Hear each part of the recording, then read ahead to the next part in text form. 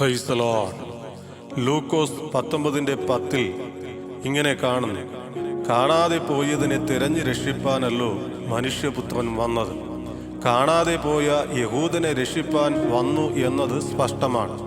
എന്നാൽ യോഹന്നാൻ 10:16 പറയുന്നു: ഈ തൊഴുത്തിൽ ഉൾപ്പെടാത്ത വേറെ ആടുകൾ എനിക്കുണ്ട്, അവയെയും ഞാൻ നടത്തേണ്ടതാകുന്നു. അവ എൻ്റെ ശബ്ദം കേൾക്കും, ഒരാട്ടിൻ കൂട്ടവും ഒരിടയനും ആകും.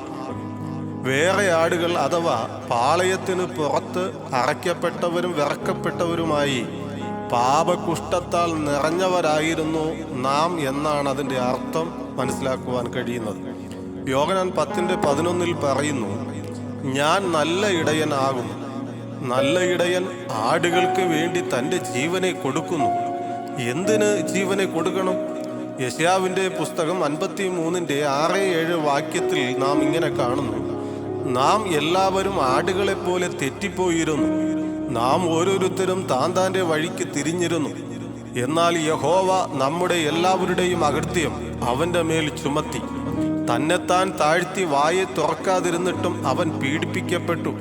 കൊല്ലുവാൻ കൊണ്ടുപോകുന്ന കുഞ്ഞാടിനെ പോലെയും രോമം കത്രിക്കുന്നവരുടെ മുൻപാകെ മിണ്ടാതെ ഇരിക്കുന്ന ആടിനെ പോലെയും അവൻ വായെ തുറക്കാതിരുന്നു. അതെ, ഇന്നേക്ക് 2000 വർഷങ്ങൾക്ക് മുമ്പ് കാൽവറിയുടെ കൊലമരത്തിൽ പാപത്താൽ തെറ്റിപ്പോയ ആടുകളായ സകല മനുഷ്യർക്കുമായി ഏക അവസാന യാഗമായി തീർന്നു ക്രിസ്തു.